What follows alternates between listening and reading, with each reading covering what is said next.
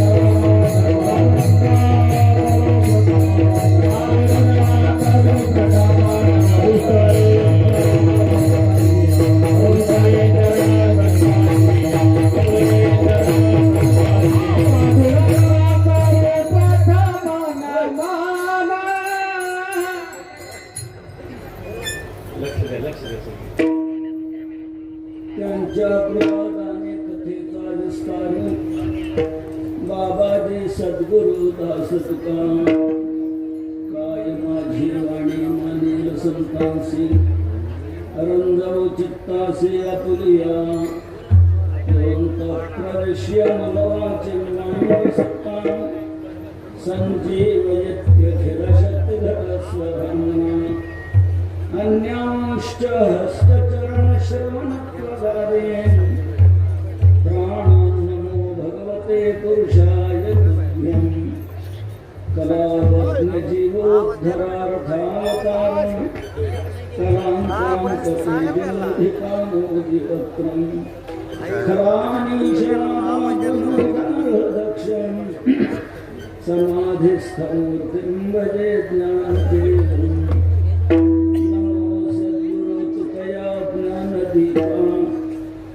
नमो सद्गुरु सच्चिदानंद रूपा नमो सद्गुरु भक्त कल्याण मूर्ते नमो सद्गुरु भास्करा पूर्ण कीर्ति संपाद्य ज्ञानैष विधाय भक्ते विलोकितो येन समाधिराजः वैराग्यवन्तं सुविचारयुक्तं नमामि जोगं शिरसा दुरन्तम् आत्मरूप गणेश स्मरण सकल विद्यांचे अधिकरण तेचे बंधू श्री चरण श्री गुरूंचे ते नमस्कार आता ऐसी जोडी करा रामकंठी धरा जेणे चुके फेरा गर्भवास प्रस्तुत सेवेकरता घेतलेला भंग हा बिहुचे सुप्रसिद्ध साधू संत हृदय सम्राट विश्ववंद्य विश्वसंत विश्वभूषण जगद्गुरु तुकोबाराय यांचा या अभंगातून जगद्गुरु तुकोबाराय तुम्हाला सर्व जीवांना आपल्या जीवनात खरी जोडी नेमकी कोणती करावी हे फलासह सांगतात. कोणी म्हणेल का सांगतात तर याचं एका वाक्यात उत्तर द्यायचं म्हणजे ते सांगण्याकरता आले होते म्हणून सांगतात. जो जे कार्य करण्याकरता आलेला असतो त्याने ते कार्य करणं कोणी चुकीचं म्हणू शकत नाही. तुकोबाराय जे भूतलावर अवतीर्ण झाले ते कशा करतात? तुकोबाराय सांगतात आड रानातून धावणाऱ्या जीवांना सन्मार्ग दाखवण्याकरता आम्ही इथे आलो अशी तुकोबारायांची स्पष्ट भाषा आहे. आम्ही वैकुंठवासी आलो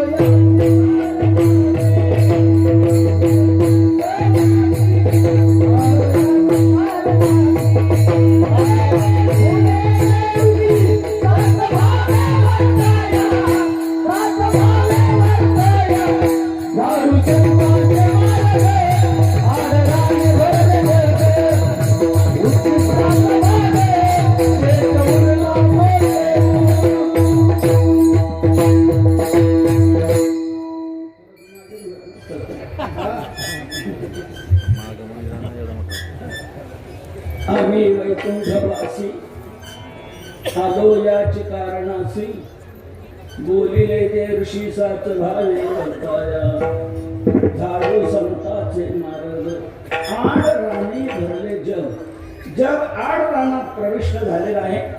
योग्य रस्ता त्यांना कळत नाही तो रस्ता दाखवण्याकरता आम्ही या ठिकाणी आलो. आपल्याला अशी जिज्ञासा यातून निर्माण झाली असेल की तुकोबाराय रस्ता दाखवण्याकरता जरी इथे आले तर त्यांनी रस्ता तरी मग नेमका कोणता दाखवला? त्यांनी रस्ता दाखवला तो नामचिंतनाचा.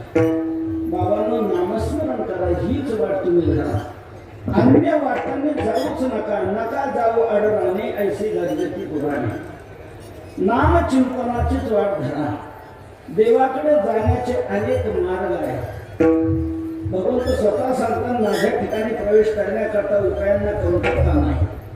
म्हणून पार्था पाही प्रवेशावया माझ्या ठाई उपायांचे नाही केली. उपायांना कमतरता नाही. अनेक मार्ग आहेत, पण हमीचा मार्ग आणि सुलभ मार्ग जर कोणता असेल तर तो नामचिंतनाचा आहे. इतर ज्या वाटा आहेत, इतर जे मार्ग आहेत ते नक्की पोचवतीलच असं काही सांगता येत नाही. पण हमीची वाट फक्त भक्तीची आहे, नामचिंतनाची.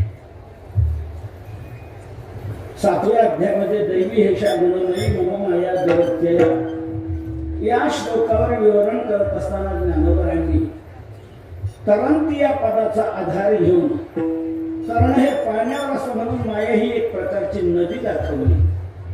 त्या नदीचं सर्व रूप ज्ञानोबरांनी केलेले मला ते सांगायचं आणि मला पुढचा महत्वाचा भाग सांगायचा आहे. तेव्हा ही माया नदी तरुण जाण्याकरता अनेकांनी आपल्या कामाला कसल्या आणि त्यांना जे जे साधन त्यांच्या निश्चित आपल्या वृत्तीला पटलेलं आवडलेलं त्याप्रमाणे त्या साधनाचा अवलंब करून ते माया नदीमध्ये झेपावले पलीकडे जाण्यासाठी. परंतु ज्ञानोबा म्हणतात ज्या ज्या साधनांचा आधार घेऊन त्यांनी उड्या टाकल्या ते माया नदीच्या पलीकडे गेले असा एकाचाही मोबाईल आला नाही म्हणतात. बरं, आपण इकडून त्यांचा शोध घ्यावा. ते कुठं आहे तर ते रेंजमध्ये नाही, म्हणून आपल्यालाही शोध लागत नाही. ज्ञानोबांनी खूप सुंदर विवरण केले आहे. एक स्वयंबुद्धीच्या गाही रेहाने तयाची शुद्धीची नाही, म्हणून म्हटलं रेंजमध्ये नाही. एक जाणीवेच्या डोही गर्वेची गिळली पण पलीकडे नाही गेले. एकी वैशेचे जाड बांधले म्हणून मनमथाचे कासे लागले. ते विषय मगरी सांडिले चघळून या पण पलीकडे नाही गेले. एकी वेदत्रयाच्या सांगडी घेतल्या अहमभावाच्या धोंडी ते मदमीनाच्या तोंडी सगळेची गेले पण पलीकडे नाही गेले. एकी यजन क्रियेची पेटी बांधोनी आपल्या पोटी ते स्वर्ग सुखाच्या कपाटी शिरकोनी ठेले पण पलीकडे नाही गेले. एकी मोक्षी लागण्याची आशा केला कर्मबाह्यांचा भरवसा ते पडले वळसा विधी निषेधाचे पण पलीकडे नाही गेले. मग ज्ञानोबा पलीकडे कोणीच गेला नाही का? ज्ञानोबा म्हणतात फक्त एकच गेले. एकची लीला तरले जे सर्व भावी मदत झाले तया ऐलीच धडे सरले माया जग. एकच लिलेने तरुण गेले ते म्हणजे जे सर्व भावे मदत झाले, सर्व भावांनी ज्यांनी भक्ती केली, नामचिंतन केलं, साधना केली, तेच लिलेने तरुण गेले. म्हणून यावरून ज्ञानोबांच्या म्हणण्याचा इत्यर्थ असा दिसून येतो की हमीचं साधन, खात्रीचं साधन म्हणजे भक्ती आहे, नामचिंतन आहे. इतर साधनांना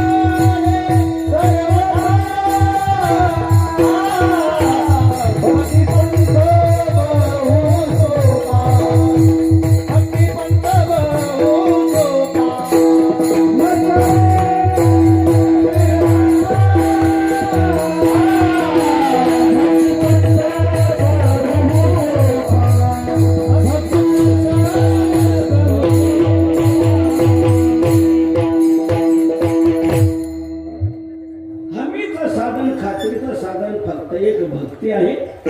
अन्य साधनाचा निश्चित भरवसा नाही. साधने घाली ती काळाचे मुखी गर्भवास सेखी न चुकते. म्हणून खात्रीचं साधन, हमीचं साधन म्हणजे भक्ती आहे, नामचिंतन आहे. तुका म्हणे तुम्ही चला याची वाटे पांडुरंग भेटे घरवसले. भरवशाचं साधन नामचिंतन आहे. म्हणून तुकोबरा गावोगाव प्रचार वगैरे करून लोकांना सांगतात बाबांनो नामचिंतन करा, नामचिंतन करा. कधी देहाचा महत्व सांगून तुकोबराने लोकांना नामचिंतनाकडे प्रवृत्त करावं. बाबांना आपल्याला मनुष्य जन्म मिळालेला आहे आणि याच जन्मात हे भजन घडू शकते. अन्य कुठल्या जन्मात याच देही घडे देवाचे भजन.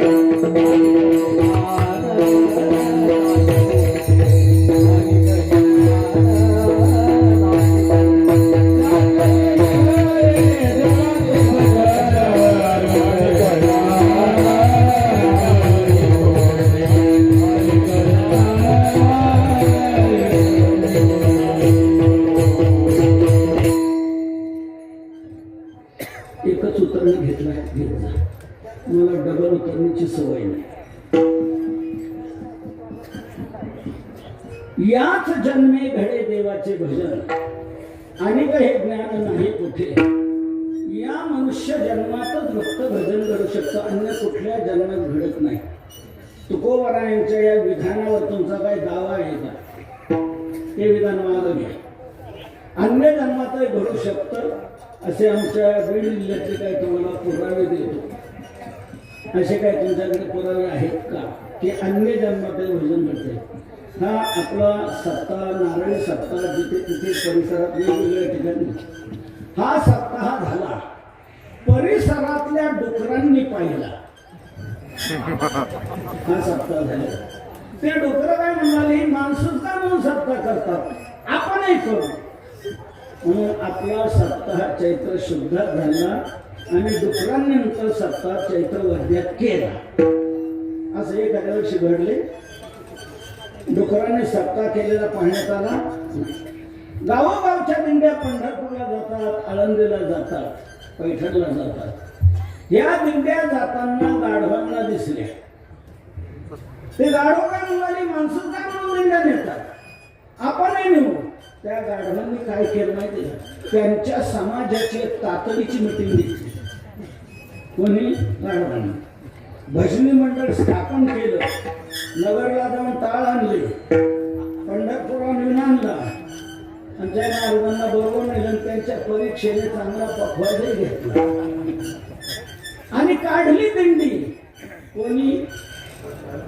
पाहण्यात आली. डुकरांचा सप्ताह नाही, गाढवांची दिंडी नाही. टोनगे पारायणाला बसलेले कुठे आढळ हरे रेडे. अहो, एक मनुष्य जन्म जर सोडला तर अन्य कोणत्याच जन्मात हे भजन घडत नाही. घडतं ते या मनुष्य जन्मातच. म्हणून चकार वापरून तुकोबराय सांगतात, याच जन्मे घडे देवाचे भजन आणि हे ज्ञान नाही कोठे. याच जन्मात हे घडतं. म्हणजे आपल्याला सगळ्यांना एक विनंती आहे, आपण सर्वांनी एक पहिली खात्री करून घ्या. कोणती? आपण मनुष्यच आहोत नाही. प्रत्येकाने खात्री करून घ्या. आणि जर आपण मनुष्यच आहोत आणि मनुष्य जन्मातच फक्त भजन घडते, अन्य कुठल्या जन्मात जर घडत नाही, तर असा जन्म आपल्याला आता प्राप्त आहे, प्राप्त आहे. मग या जन्मात आपण काय केलं पाहिजे? भजन केलं पाहिजे की नाही, नामचिंतन केलं पाहिजे की नाही, असं कळवल्याने तुकोबराय सांगतात आपल्याला. इतर जन्मात जे घडतात ते जर मनुष्य जन्मात घडत असेल तर त्यांच्यातून आपल्यात फरक काय? आहार निद्रा भय मैथुन सर्व योनिशी समसमान सांगतात. तेच जर आपण मनुष्य जन्मात फक्त करत असलो तर डुकरातून आपल्यात काय फरक राहिला, कुत्र्यातून आपल्यात काय फरक राहिला? फरक आहे तो हा एवढाच आहे की याच जन्मात फक्त भजन घडू शकते, अन्य कुठल्या जन्मात घडत नाही. असा मनुष्य जन्म आपल्याला प्राप्त आहे. म्हणून बाबांना नामचिंतन करा, असं मनुष्य जन्माचं महत्व सांगून प्रवृत्त करावं. कधी तुकोबरायांनी युगाचं महत्व सांगून प्रवृत्त करावं. हे कलियुग आहे आणि कलियुगातच उद्धाराचं साधन फक्त नामचिंतन आहे. कलियुगी उद्धार हरीच्या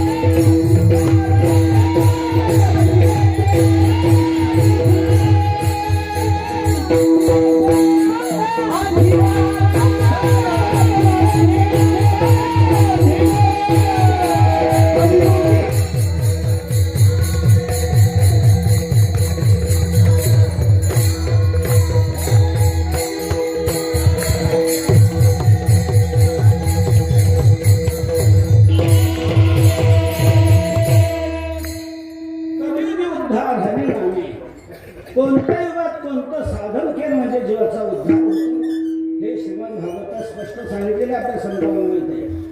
कृतयुगामध्ये ध्यान करणं उद्धाराचं साधन मिळतं. कृतेय ध्यायतो विष्णू.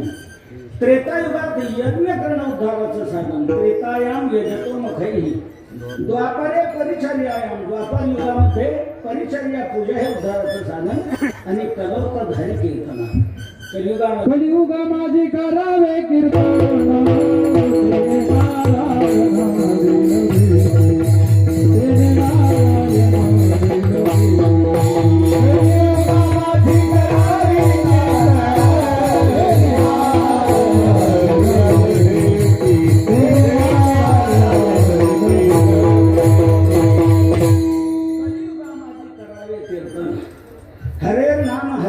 हरेर नामैव केवलम.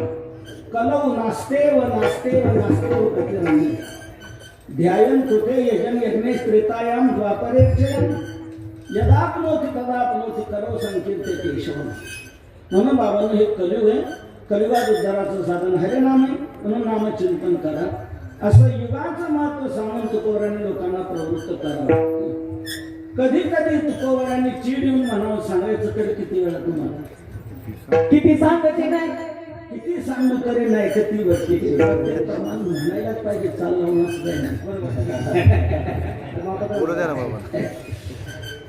कधी कधी चिडू नये.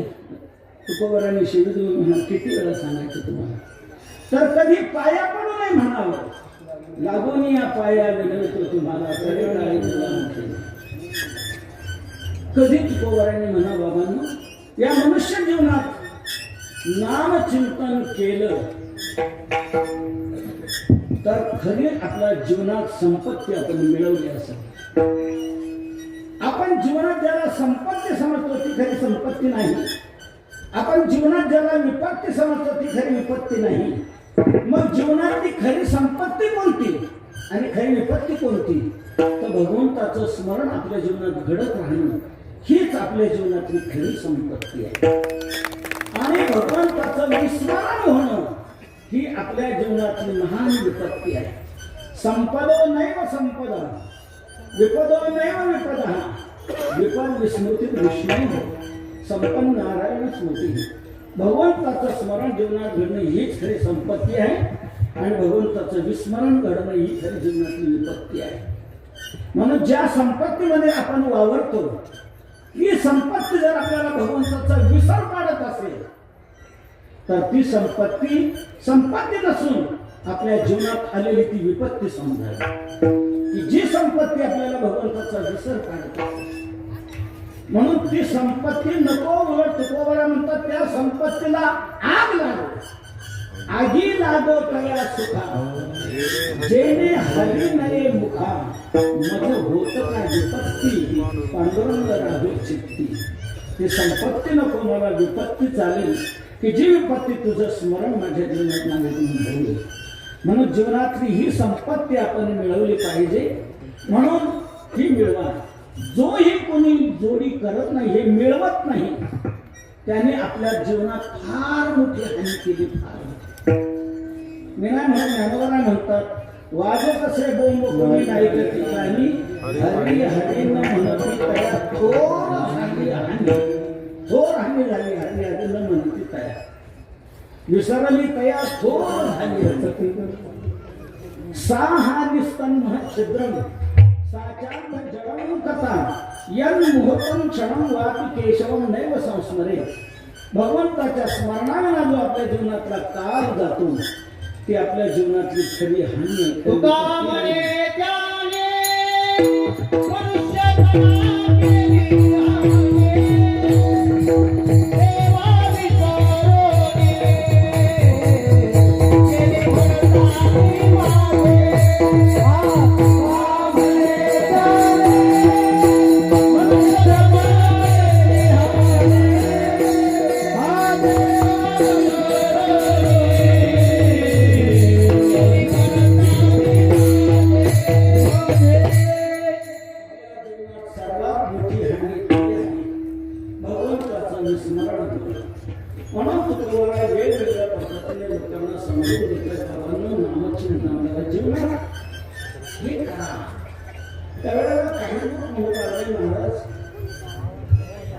जिथे जिथे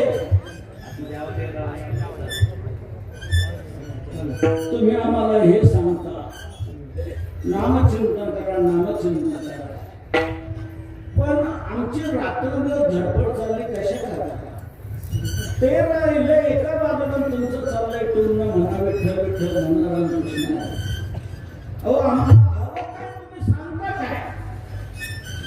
तुकोवर म्हणतात बाबांना, लोकांना ज्याची गरज नाही ते का सांगण्याकरता आम्ही वैकुंठातून इथे आलो. लोकांना ज्याची गरज आहे पण लोक जे मिळू शकत नाही ते कशाने मिळेल हे सांगण्याकरताच आम्ही ठरवलं. मला एक सांगा, तुमची धडपड चालली कशाला? शेतकरी शेतीत राहतो, व्यापारी व्यापारात करतो, नोकरीवाला नोकरीमध्ये दिसतो. प्रत्येक जण आपापल्या परीने प्रयत्नशील आहे, प्रयोगशील आहे, परिवर्तनशील आहे. उगीच म्हणायचं का? नाही. हेतू आहे, उद्देश आहे. काय प्रत्येकाचा उद्देश आहे? एक मूलभूत उद्देश आपल्या सर्वांना मूलभूत अपेक्षा एकच आहे, आपल्या जीवनातलं दुःख जावं आणि आपल्याला सुख मिळावं. ही सर्व जीवांची मूलभूत अपेक्षा आहे, आकांक्षा आहे आणि याकरता आपण प्रयत्न करत आहोत. पण प्रयत्न करून आपलं दुःख काय मिळत नाही, सुख काय मिळत नाही. तुम्ही म्हणताना आम्हाला काय हवं आहे आणि तुम्ही सांगता का? मला सांगा, तुम्हाला जे हवं आहे ते दुःख जाणून सुख मिळणं. मग याकरता तुम्ही जे रात्रभर धडपड करता त्यातून दुःख तुमचं मिटले का आणि सुख मिळाले का? म्हणून नाही. का मला नाही तेच कळत नाही.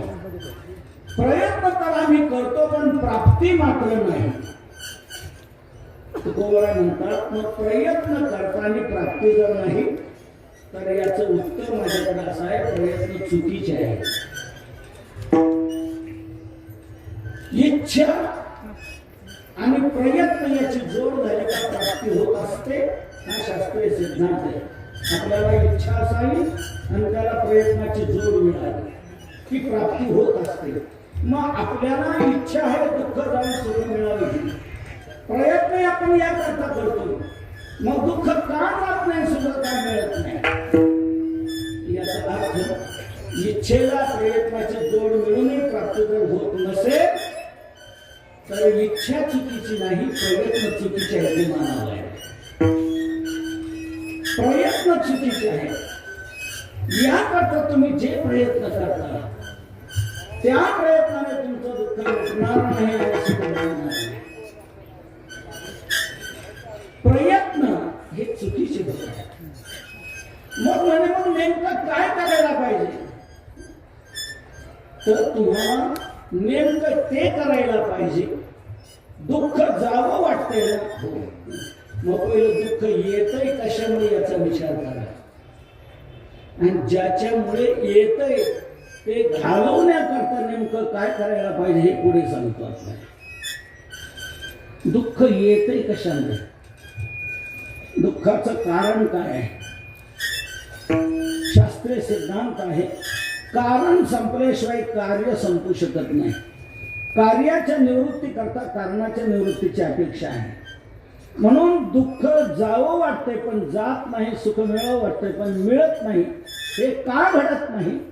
दुःख घालवण्याकरता प्रयत्न करून का जात नाही? तर याचं कारण आहे, ज्याच्यामुळे दुःख येतंय ते पहिलं घालवलं गेलं पाहिजे, तरच दुःख जाईल. मग येतंय कशामुळे? तर दुःख आपल्याला जे येतंय या दुःखाची मूळ कारणाची परंपरा आपण एक लक्षात आणून देतो. एक साधन आपल्या लक्षात घ्या. आपल्याला दुःख कधी भोगण्याची पाळी येते? जीवनात. जीवन म्हणजे काय मला नेमकं सांगा? जन्मापासून मरेपर्यंतचा काल म्हणजे जीवनकाल. आपल्या जीवनाची सुरुवात आहे जन्मापासून आणि जीवनाचा शेवट आहे मृत्यूमध्ये. म्हणजे जन्म आणि मृत्यू याच्या सांध्यात आपलं जीवन आहे आणि याच्या सांध्यात असल्यामुळे या जीवनात आपल्याला दुःख भोगण्याची पाळी येते. याचा अर्थ दुःखाला मूलभूत या दोन गोष्टी आहेत, जन्म आणि मरण.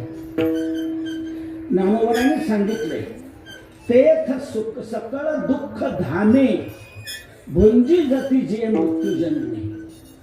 जन्म आणि मृत्यूतच सर्व दुःख साठवलेले आहे. म्हणून जन्म चुकवा, मरण चुकवा आणि आपल्या मूळ स्वरूपाला प्राप्त व्हा. आपण मूळ परब्रह्म स्वरूप आहोत, सच्चिदानंद घन आहोत, जन्म मरण रहित आहोत. हे आपलं मूळ स्वरूप आहे. पण या जन्म मृत्यूमध्ये सापडल्यामुळे ही सर्व दुःख आपल्याकडे आलेली आहेत. तेव्हा आपल्या मूळ स्वरूपाला प्राप्त व्हा, जन्म मरण संपवा, हे सगळं दुःख तुमचं संपलं. जन्म मरणा परते दुःख आणि तो कोण सांगत आहे, याच्यातच सर्व दुःख साठवलेले आहे. म्हणून या येर झारीत सगळा शीण आहे. हिंडता गव्हा नेगा शिनलो येर झारी. येर झारी येणं जाणं, पुनरपि जननम पुनरपि मरणम पुनरपि जननम हे संसार. या येर झारीमध्ये आपण अडकलो गेलो, म्हणून दुःख आपल्याला भोगावं लागते. तेव्हा ही येरझार संपवली पाहिजे, जन्म मरण हे संपवलं पाहिजे. आणि एक लक्षात घ्या, जन्म मरण संपवण्याकरता पहिली एक गोष्ट जीवनात केली पाहिजे की गर्भवासातच यायला नाही पाहिजे. गर्भवासात आलो की जन्म प्राप्त झाला. म्हणून गर्भवासातच येऊ नका, आपल्या त्या मूळ स्वरूपाला प्राप्त व्हा. हे सगळी पुढची परंपरा संपली जाईल. गर्भवासात आलो तर जन्म प्राप्त होणारच. म्हणून जन्म मरणारा कंटाळलेला एक ब्राह्मणाचं पोरग खेळाशी भ्याले ते 12 वर्षाला झाले. आईच्या उदरात 12 वर्ष राहिले, बाहेर ते यायला तयार. किती त्या मातेला त्रास होत असेल. 9 महिन्याच्या कालखंडात किती वेदना होतात. तर 12 वर्षा उदरात गर्भ आहे, किती त्या मातेला त्रास होत असेल. शेवटी नाईलाज झाला. व्यासन मातेने सांगितलं की उदरात गर्भ आहे, तो बाहेर येत नाही, काही बघा, विचार करा. व्यासजी म्हणू लागले, ठीक आहे, हेड ऑफिसला कळवतो. व्यासजींनी भगवंताची प्रार्थना केली. भगवान प्राप्त झाले. काय म्हणणं माझं काय नाही, घरात काय म्हणणं ते बघा.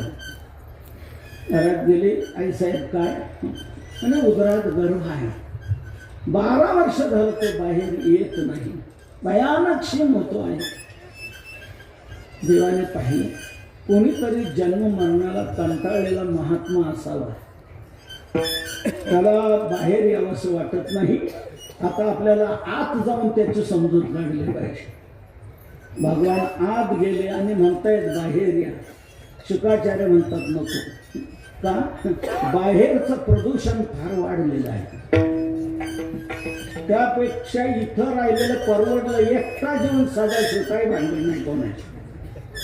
इथं राहिलेलं परवडलं, बाहेर नको. तेव्हा भगवंतांनी सांगितलं बाहेर नको. असं जर तुमचं म्हणणं आहे तर पहिली एक चूक झाली, इथंच यायला नको. गर्भवासात आले ना, आता जन्माला यावंच लागणार आहे. बाहेर पडा, मग इथे पुन्हा आत येता येणार नाही. असं अभयवचन मी तुम्हाला देतो. बैसोनी खोळी शुक हे गर्भी अंधारा, शिणला येर झाले दुःखाचे वेळा, मागील शोषले ते नाभी म्हणे गोपाळा, पावला त्या कारणे लाज राखली घरा करा. गर्भवासात आलं का जन्म प्राप्त होतो. म्हणून गर्भवासातच येऊ नका. गर्भवास चुकवा की सगळं पुढचं दुःख संपलं जाईल. महाराज खूप सुंदर तुम्ही दिशा देत आहात. तर आम्हाला एक सांगा आता, जेणेकरून गर्भवासाचा फेरा चुकेल याकरता आम्ही नेमकं मग काय करायला पाहिजे. तर जेणेकरून गर्भवासाचा चुकेल, गर्भवासाचा फेरा चुकेल याकरता एक करायला पाहिजे. कोणतंही कार्य आपल्याला जर सफल करायचं असेल तर त्याच्याकरता आपल्याजवळ भांडवल पाहिजे, आपल्याजवळ काही पुंजी पाहिजे, आपल्याजवळ काही जोडी पाहिजे. जर ती असेल तर आपण कोणतंही साफल्य जीवनात करू शकतो, मिळवू शकतो. मग महाराज काय पाहिजे, अशी काहीतरी पुंजी जोडी आपल्याजवळ स्टॉक पाहिजे. की त्याने हे आपल्याला चुकवता येईल. मग महाराज सांगा ना, जेणेकरून गर्भवासाचा फेरा चुकेल अशी आम्ही कोणती जोडी करायला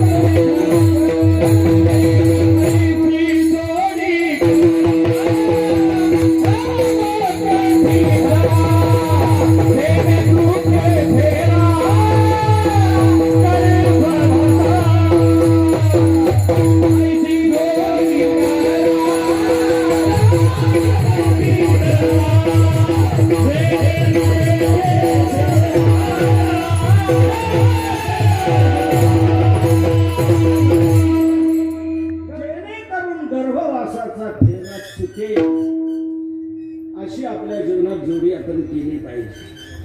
म्हणजे मग अशी कोणती जोडी करायला पाहिजे? तुकोबाबा तेच आपण सेवेकरता घेतलेल्या अभंगाच्या प्रथम चरणातून सांगतात. ऐशी जोडी करा राम कंठी धरा, जेणे चुके फेरा गर्भवास. जेणे गर्भवास फेरा चुके ऐशी जोडी करा, जेणेकरून गर्भवासाचा फेरा चुकला जाईल अशी जोडी आपल्या जीवनात करा. म्हणून अशी जोडी तरी कोणती करायची? लगेच पुढे स्पष्ट सांगतात, रामकंठी धरा. रामाला कंठात धारण करा म्हणजे काय करा? रामाचा फोटो घ्या, गळ्यामध्ये टांगा, गावोगाव येणार असं नाही. रामकंठी धरा म्हणजे राम नाम कंठी धरा. कंठात जे धारण केलं जातं ते नाम. धरा नाम कंठी सदा सर्वकाळ, नाम उच्चारिता कंठी. राम कंठी धरा म्हणजे राम नाम कंठी धरा. राम नाम चिंतन करा, ही जोडी करा. ही जोडी तुमचा गर्भवासाचा फेरा चुकू शकेल. निज दानाची थोर आवडी, वासुदेवासी लागली गोडी, मुखी नाम उच्चारी घडोघडी, ऐशी करा वासुदेवी जोडी. ऐशी जोडी करा, अशी जोडी करा राम नामाची. ही जोडी तुम्ही जर केली तर तुमचा गर्भवासाचा फेरा चुकला नाही. ही जोडी तुम्ही केल्यानंतर पुन्हा जन्माला येण्याची पाळी येणार नाही. गर्भवासच चुकला जाईल. गर्भवास चुकला की जन्म मरण चुकलं जाईल. म्हणून ही जोडी करा.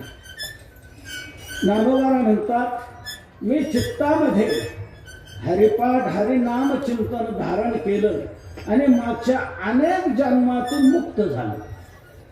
ज्ञानदेवा चित्ती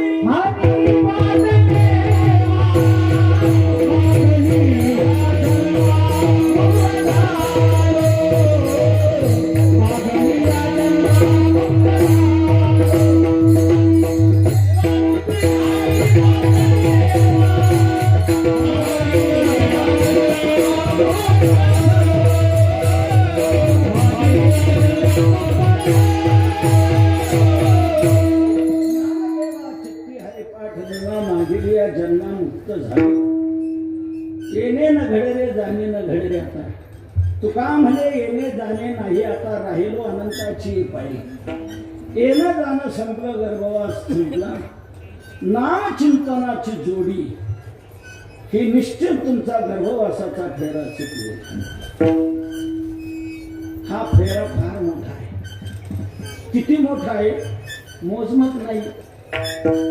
किती जन्म झाला फेरा गणित नाही ते जातात. पण अंदाज काय सांगता येईल की नाही किती मोठा फेरा आहे तो अंदाज सांगता येऊ शकतो ना. 184 न चुके फेरा गर्भवासी यातना थोरा. 84 लक्ष योनीतून फिरत फिरत यावं लागतं. इतका मोठा आहे फेरा. कोणी म्हणजे मग येऊ फिरत फिरत पाहू एका योनीचा नमुना. कोणत्या युनिट काय कोणत्या युनिट काय डुकराचे युनिट कुठलं लंच होऊ नये. येऊ फिरत फिरत पाहू एका युनिटचा नमुना. नाही एक युनिट झाल्यावर दुसरी झाल्यावर तिसरी असं नाही. एका युनिट 1 कोटी वेळा फिरावं लागतंय. इतका मोठा फेरा आहे. एक योनी कोटी फेरा. तेव्हा माझे बाबा मुशाला एका युनिट जर 1 कोटी वेळा तर 84 लक्ष युनिट किती घरी गेल्यावर गणित करा. आता तांदूळ नका. इतका मोठा आहे फेरा. आता हा फेरा चुकवल्याशिवाय दुःख चुकणार नाही. तर मग हा फेरा चुकवण्याकरता उपाय काय तर रामकंठी धरा. आता माझा एक महत्वाचा मुद्दा इथे आपल्या पुढे मांडायचा आहे मला. जो उपाय तुकोबाराय सांगतात फेरा चुकवण्याकरता हा उपाय 84 लक्ष योनीपैकी कोणत्या योनीत घडू शकणार आहे. आपण मगाशी बोलून गेलो फक्त मनुष्य जन्मात. इतर कोणत्याच योनीत हा उपाय करता येत नाही. या मनुष्य जन्मातच हा उपाय करता येतो. मग असा मनुष्य जन्म आपल्याला आता प्राप्त आहे तर आपण याचा उपयोग करून घेतला पाहिजे की नाही. तरच आपलं दुःख संपणार आहे. अन्यथा संपणार नाही. म्हणून तुकोबारा म्हणतात बाबांनो ही जोडी करा. रामकंठी धरा. एक नामचिंतन केलं की नामचिंतनाच्या पाठीमागे सर्व काही येऊ शकते. काय नव्हे केले का चिंतित मधल्या ज्या प्रक्रिया आता वेगवेगळ्या प्रक्रिया शास्त्रात आहेतच. जन्म म्हणून चुकवण्याकरता अज्ञान चुकवलं पाहिजे. त्याच्याकरता ज्ञान पाहिजे. ज्ञानाशिवाय अज्ञानाशिवाय तर ही प्रक्रिया नामचिंतनात घडून येते. नामचिंतन केलं की नामचिंतनाच्या मागे ज्ञानही येत आणि ते आपलं काम करून जाते. पुढे भक्तीने धरले हाती मागे ज्ञान वैराग्य धर्म येते. भक्ती ही साधना स्वीकारली का या साधनेतून सर्व काही कार्य सिद्ध होऊन जातं. सर्व साधनाचे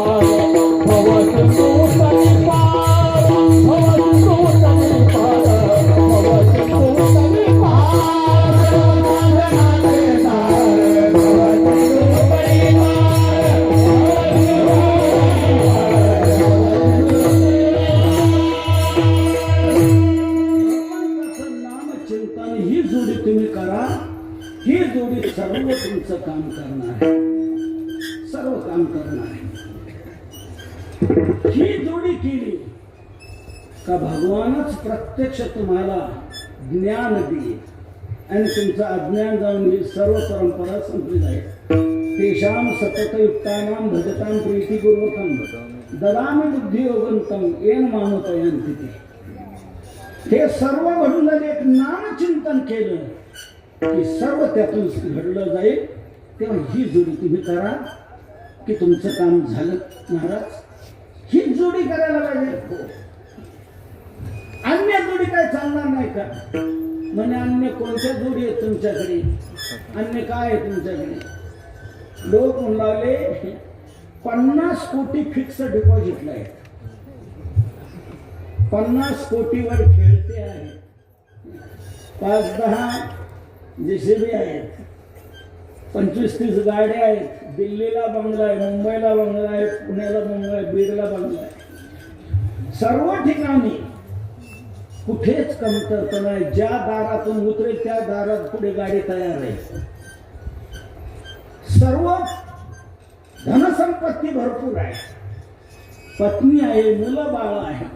बरं, पठ्याने शून्यातून सगळे केलेलं आहे. शून्यातून सर्व उभं केलेलं आहे. एवढी संपत्ती मिळवलेली आहे. पत्नी आहे, मुलं बाळ आहे. ही जीवनात जोडी मी आजपर्यंत केलेली आहे.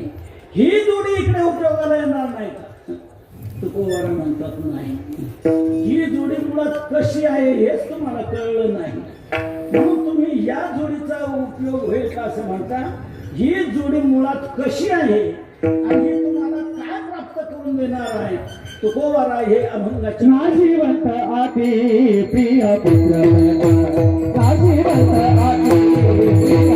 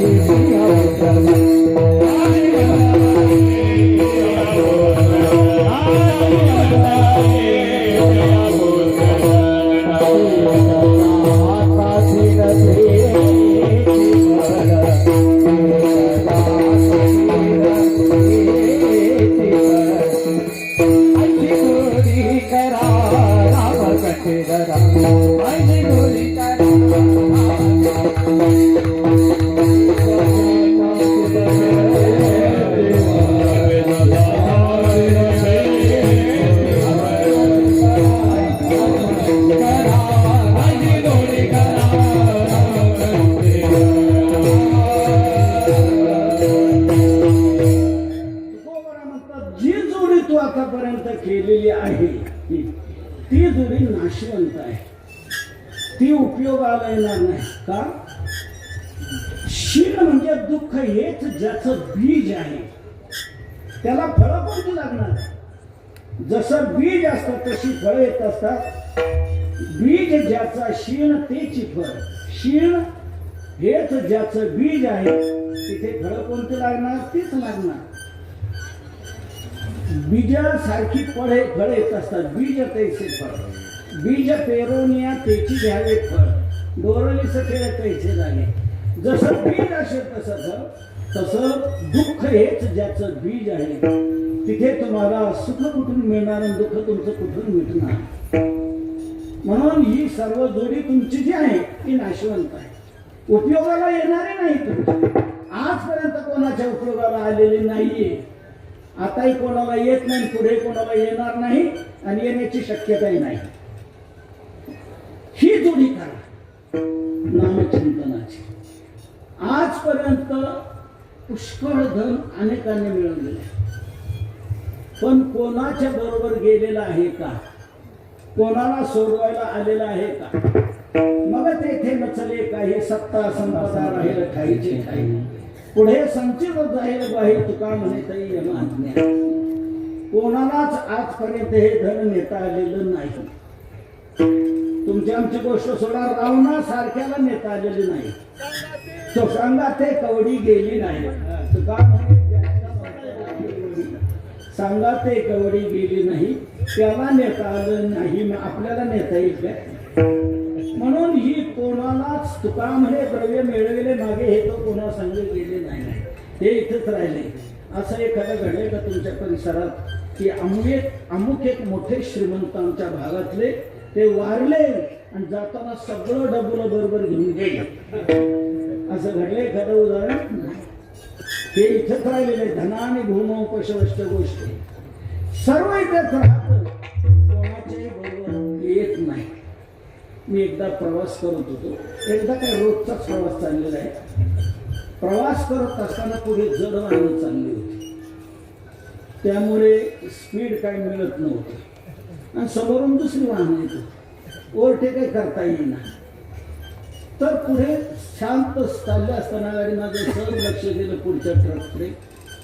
तर त्या ट्रकच्या मागच्या खाडक्यावर वाक्य लिहिलेलं मला वाचायला मिळालं. खूप मला ते उद्बोधक वाटलं. संतांच्या विचारधारेनुसार सुंदर ते वाटलं. तिथे वाक्य असं होतं, पैशाला 2 प्रश्न विचारले होते. पैसा रे पैसा तुझे कमाऊ कैसा, हे पहिलं वाक्य होतं. पैसा रे पैसा तुझे कमाऊ कैसा. पैसा रे सांग मी तुला कसं कमवू. आजपर्यंत मी अनेक प्रयोग केले, अनेक उद्योग केले, पण कोणत्याच उद्योगात मला यश आलेलं नाही. 100 सव्वाशे कधीच झाले नाही. 100 500 कमी भांडवलच संपत आले नाही. कोणत्याच उद्योगात व्यवसायात मला तू मिळाला नाही. तर तुलाच काय सांगता येईल कसं मिळवता येईल म्हणून तू सांग मला. पैसा रे पैसा तुझे कमाऊ पैसा, मी तुला पैसा कमवू सांग. हा पहिला प्रश्न. पण पुढचा दुसरा प्रश्न मला अतिशय उद्बोधक वाटला.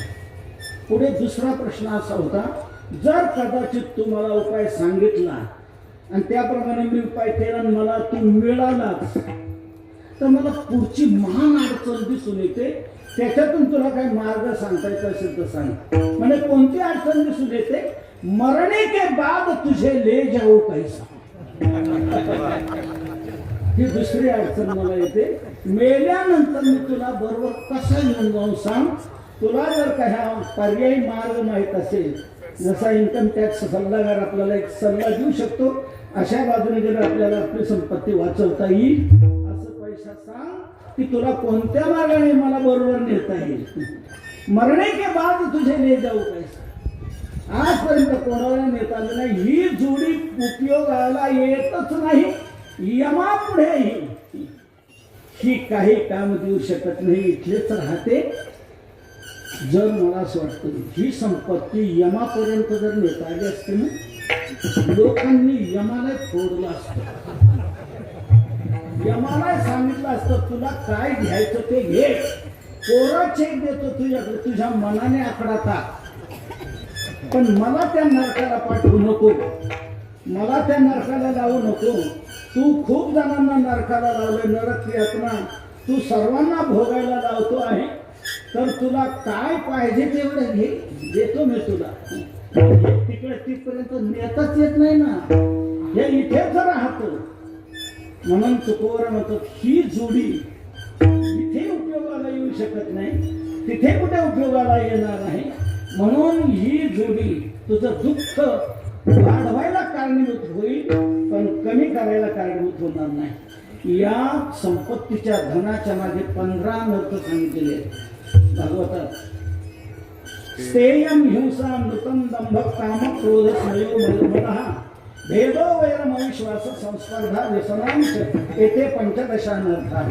हे 15 अनर्थ द्रव्याच्या पाठीमागे आहेत. ते तुला उलट दुःखात घालणारे आहे, सोडवणार नाही. म्हणून ही जोडी उपयोगाला येत नाही. तसंच पत्नी मुलं बाळ हे देखील यातून तुला सोडू शकत नाही. बांधून या देती यमाची हाती, भूषणी घेती काढून या. आता नाही कळणार, कळू येईल अंतकाळी रामप्रयाणाचे.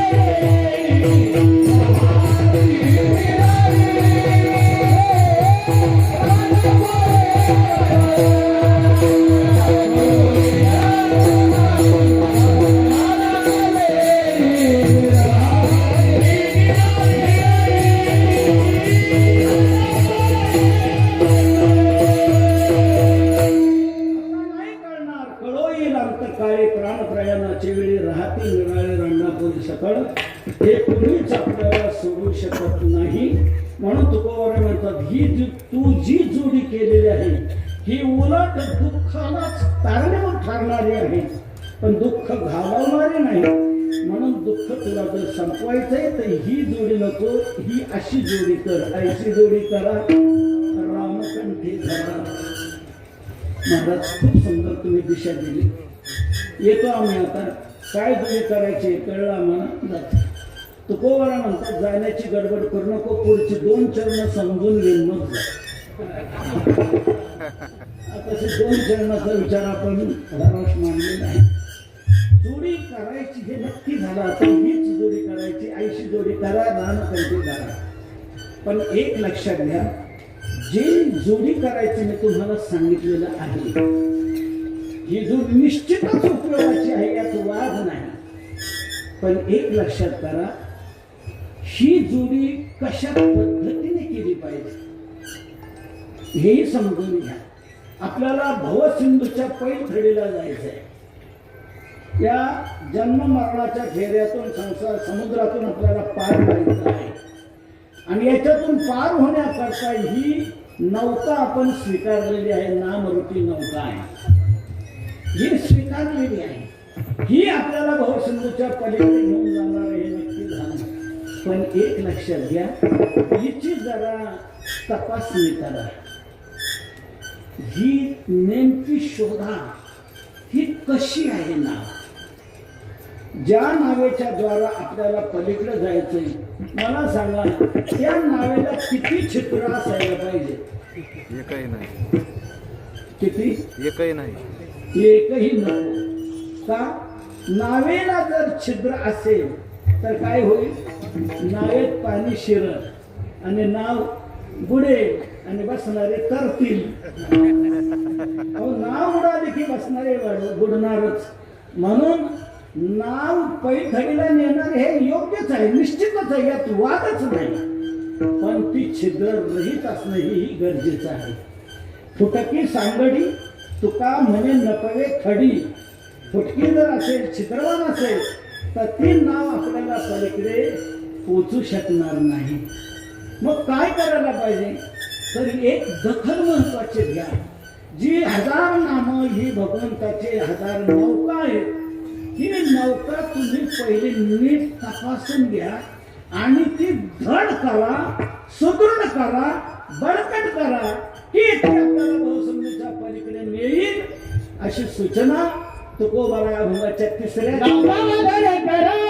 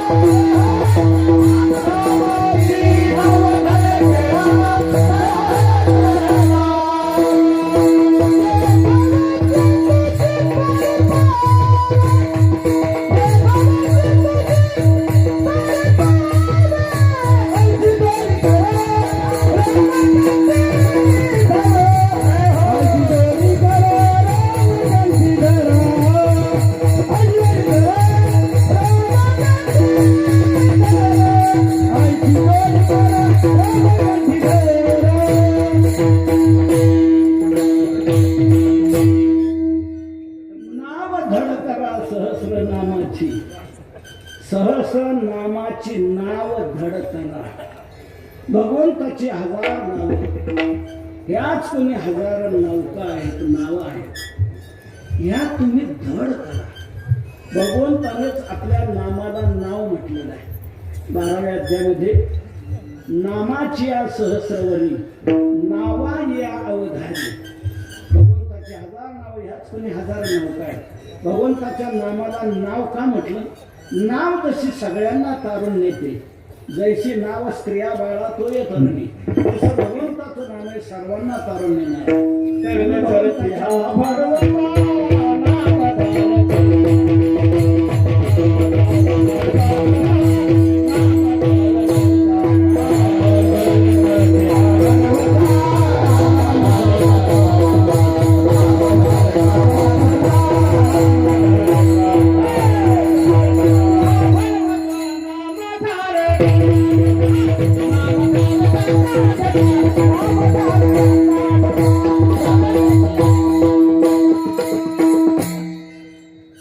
भगवंताचे 1000 नाव, ह्याच कोणी 1000 नौका आहे.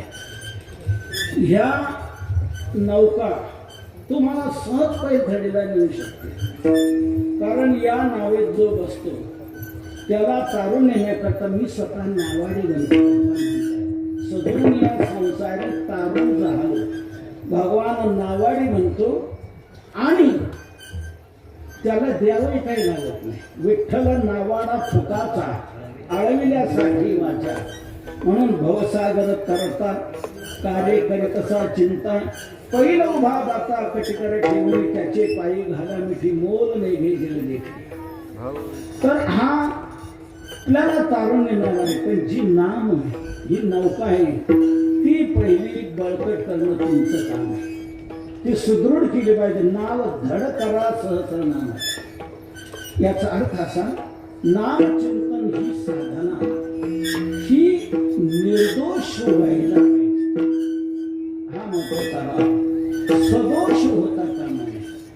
कुठल्याही साधनामध्ये सदोषता आली का ती तारक ठरण्याऐवजी मारक होऊ शकते.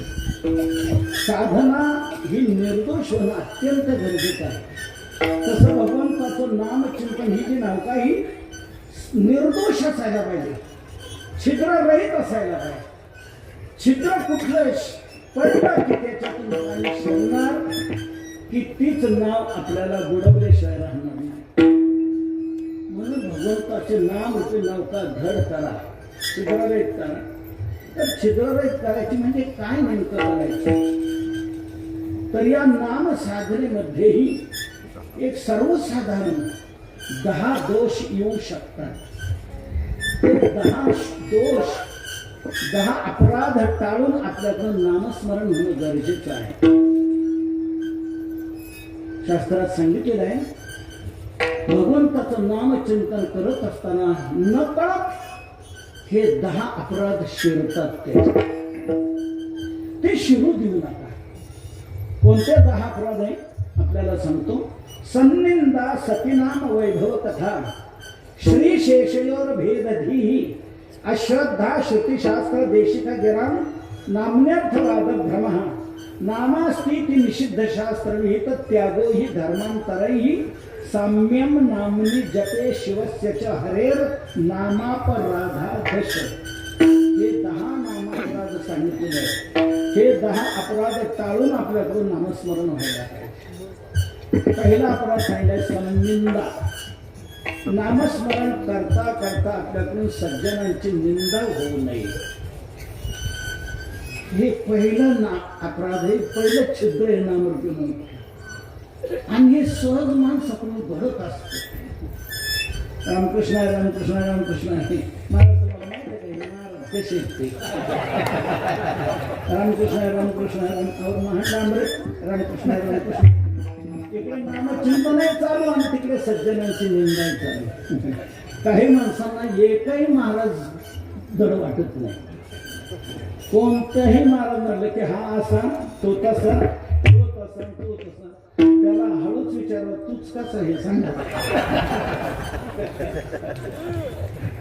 याची त्याची निंदा करण्याची माणसाला एखादी सवय असते. तुकोबरा म्हणतात ही घडू देऊ नका. कोणतीच निंदा घडणं हे उचित नाहीच. कोणाची निंदा घडू नये. कारण निंदा करणाऱ्याला पाप लागतं. एकी निंदकापाशी अशेषही पापे, व्याली निंदा दुरते. आणि त्यात पुन्हा सज्जनाची जर ती केली जात असेल तर ती देवालाही सहन होत नाही. हरिजनाची कोणा न घडावी निंदा, सहात गोविंदा नाही त्याचे भगवंताला ते सहन होत नाही. मग तुम्ही इकडून नामचिंतन करता आणि तिकडून निंदा करता. इकडून नामाने भगवंताने संतुष्ट व्हावं का तुमच्याकडून सज्जनांची निंदा करते म्हणून देवाने रुष्ट व्हावं? नेमकं काय? म्हणून हा अपराध होता कामा नये. कोणाचीच निंदा नको, कोणाचीच निंदा नको. नामचिंतन आपण करत राहावं. सज्जनांची निंदा घडणं हा पहिला अपराध. ज्याची नामावर श्रद्धा नाही त्याला नामाचं वैभव सांगणं हा दुसरा अपराध. शंकरात आणि विष्णू भेद समजणं हा तिसरा अपराध. शास्त्रावर गुरुवर अश्रद्धा असणं हा चौथा अपराध. त्याचप्रमाणे संतावर अश्रद्धा असणं 5वा अपराध. नामाच्या ठिकाणी अर्थवादाची कल्पना करणं हा 6वा अपराध. नामस्मरण करतोय आणि विहिताचा त्याग करतो हा 7वा अपराध. नामस्मरण करतोय आणि निषिद्धाचं सेवन करतो हा 8वा अपराध. नामस्मरण करतोय आणि धर्मांतर करतो आहे हा 9वा अपराध. आणि नामस्मरण करतो आहे आणि नामाबरोबर इतर साधनाची तुलना करतो आहे या 10 वापरात. आता याचं स्पष्टीकरण करायला आपल्याला वेळ नाही. या 10 वापराचं स्मरण स्पष्टीकरण करता करता आपला 11वा वापरात होईल. 10 तर असा कुठलाही अपराध आपल्या साधनेत येऊ देणे. साधना अगदी अनन्यतेने शुद्ध भावाने ती केली जावी. नामचिंतन ही जोडी कुठलाच अपराध, कुठलाच दोष, कुठलाच विकार आपल्या साधनेत येऊ नये. साधन चांगलंच आहे, पण त्याच्यात दोष शिरला तर ते साधन तारक होण्याऐवजी मारत ठरते. सांगतो कोणी राग मानू नका, बोलण्याचं गैरसमज करू नका, राग मानू नका. भजन हे चांगले का वाईट आहे? चांगलं. भजन ही साधना सर्वोच्च साधनातल्या वारकरी संप्रदायामध्ये. तुका म्हणे जेणे राहे समाधान ऐसे ते भजन पार पाडे. उत्तम साधन आहे भजन. पण तुकोबारायच म्हणतात भजन हे तुम्हाला नरकाला पाठवल्याशिवाय नरक तुम्हाला चुकणार नाही. भजन करण्यातून नरकाला जाणं तुमचं चुकणार नाही. भजन ते उंगवाने नरकाला जाणे चुकेना. मला सांगा भजन चांगले का वाईट आहे? मग भजन केल्यावर जर नरकाला जात असेल तर भजन करायचं कसं? भजन ही साधना चांगलीच आहे, पण नरकाला जाणे चुकेना चुकोबर का म्हणतात? त्या भजनात सदोषता आली तर, ओंगळवानं भजन जर असेल तर नरकाला जाणे चुकेना. ओंगळवानं भजन असायला पाहिजे. भजन आहे चालून दारू पिणं चालू, भजन आहे चालून गांजे ओढणं चालू. भजन करताना सगळं चालू. सगळ्याचा जर त्या भजनात प्रवेश असेल तर ते भजन तुम्हाला कुठे मिळेल? म्हणजे साधन चुकीचं नाही, साधनात आपण चुका दुसऱ्या करतो. कीर्तन हे चांगलंच आहे की नाही? कथा दुःख हरी कथा मुक्त करी कथा याची बरी विठोबाची. कथा ही साधना उत्तमच आहे, कीर्तन ही साधना उत्तमच आहे. पण तुकोबारा म्हणतात कीर्तन तुम्ही जर तसं केलं तर तुम्हाला नरकाला जाणं चुकणार नाही. तया अधोगती नरको वास. हेही दोघे जाती नरकामध्ये म्हटलं गेलं. मग कीर्तन करून नरक असतो का? मग नरक जर होत असेल तर कीर्तन करायचंच कशा करता? कीर्तन करून जर नरकाला जावं लागते तर याचा अर्थच असा त्या कीर्तनात काहीतरी सदोषता आहे. दोष त्या कीर्तनात शिरू देऊ नका. असो तात्पर्य आपल्या लक्षात आलं असेल. कोणतीही साधन ही उत्तमच आहे. देवाकडे जाण्याची मार्ग आहे, सर्व उत्तमच आहे. फक्त त्या मार्गामध्ये सदोषता आपण येऊ नाही दिली पाहिजे. निर्दोष अशी ती साधना व्हायला पाहिजे, तरच आपल्याला पैलतेराला पोहोचता येईल. म्हणून तुकोबारा म्हणतात ही नामरूपी नौका धड करा, नाव धड करा सहस्रनामाची. जे भवसिंधूची तडी पाय, जी भवसिंधूच्या पैथडीला तुम्हाला पोहोचवेल. म्हणून ही अशी निर्दोष साधना जर केली, अशी निर्दोष जोडी जर आपल्याला असेल तर निश्चित आपण पैलतेराला जाऊ. महाराज खूप सुंदर तुम्ही सांगितलं. पण आता महत्वाची शंका आमच्याकडे अशी आलेली काय, आता आमच्या जीवनातलं जन्माचं टोक संपले. जन्माचं टोक संपले. आता आमच्या पुढे शिल्लक टोक आहे मृत्यूचं. आता आमचा संबंध पुढे काळाशी येणार आहे आणि काळ हा घेऊन जात असतो. आणि मग त्याच्याकडे योजना आहे, याला कुठं पाठवायचं, त्याला कुठं पाठवायचं, त्याला कुठं पाठवायचं. मग तो काळ आम्हाला घेऊन जाईल आणि तो कुठं नेऊन घालेल काय सांगता येतंय का? मग काय करणार आम्ही? तुकोबारा म्हणतात मनाची शंका चालू नका. काळ तुमच्या पुढे येणारच नाही, तुमच्याकडे येणारच नाही. तुका म्हणे भेने काळ नये तेने राणे. काळ तुमच्याकडे येणारच नाही. तुम्ही म्हणता पण जर आलाच तर, अरे येणारच नाही ना. नाही पण काय माणसाला कुठे जायची सवय असते. काही माणसं कुठेही शिरायला पाहतात, कुठेही जायला पाहतात. तसं काळ एखाद्या वेळेला काय त्याची लहर फेरली, आलाच तर आमच्याकडे चुकोबारा म्हणतात येणारच नाही मी म्हणतो, पण तुम्ही म्हणता जर आलाच तर, जर आला तर तो गुन्हेगार आहे. गुन्हेगार असा नामधारकाकडे येण्याचा काळाला अधिकार नाही. काळाचं ते वर्जित क्षेत्र आहे. काळाला अधिकार नाही. काळानेच आपल्या दूतांना सांगून ठेवले आपले अधिकारी कोण आहे, आपण कोणाला आणायचं. यमधर्म सांगे दूता तुम्हा नाही तेथे सत्ता, जेथे होय हरिकथा सदा होत नामाचा. नका जाऊ या गावा नामधारकाच्या शिवेवरही जाण्याचा अधिकार नाही. पण जर चुकून जर आलंच तर, जर आला ना तर काय करायचं. दुर्गा महिने काळा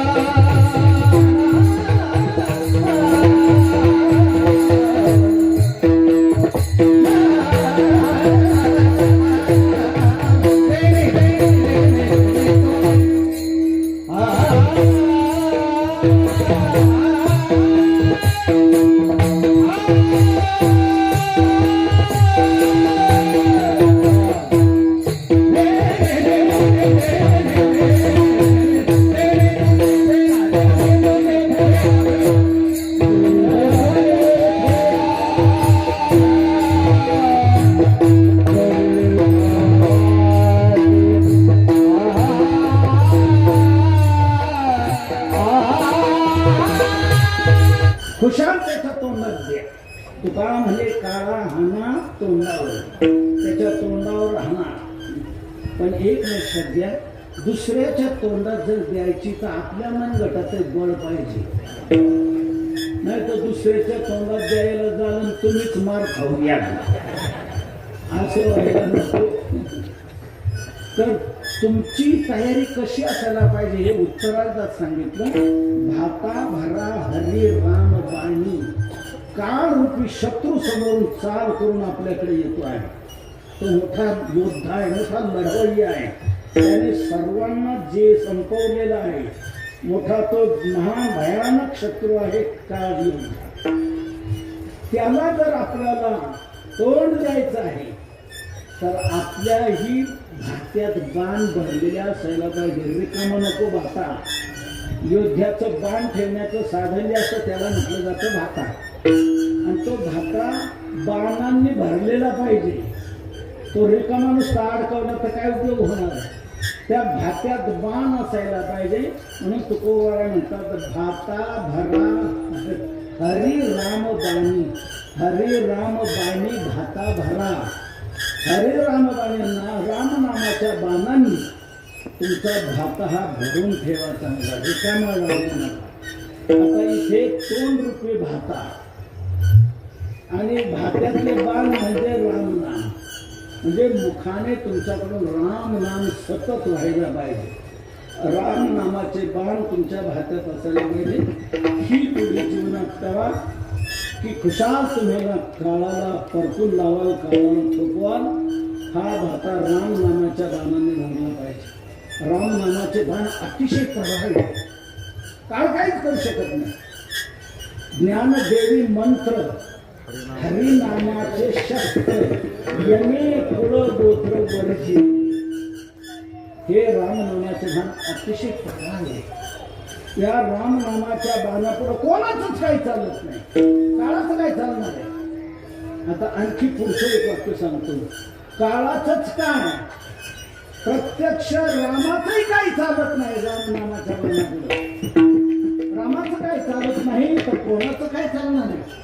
रामनामाच्या बाणात इतकी महान ताकद आहे की रामनामाचे बाण ज्याच्याजवळ आहे त्याला रामही काही करू शकत नाही. रामाला माघार यायची पाळी येते. एक छोटीशी कथा सांगतो आपल्याला आणि आपली सेवा संपवतो. रामप्रभू लंकेवर जय प्राप्त करून आले. रामप्रभूंचा राज्याभिषेक झाला.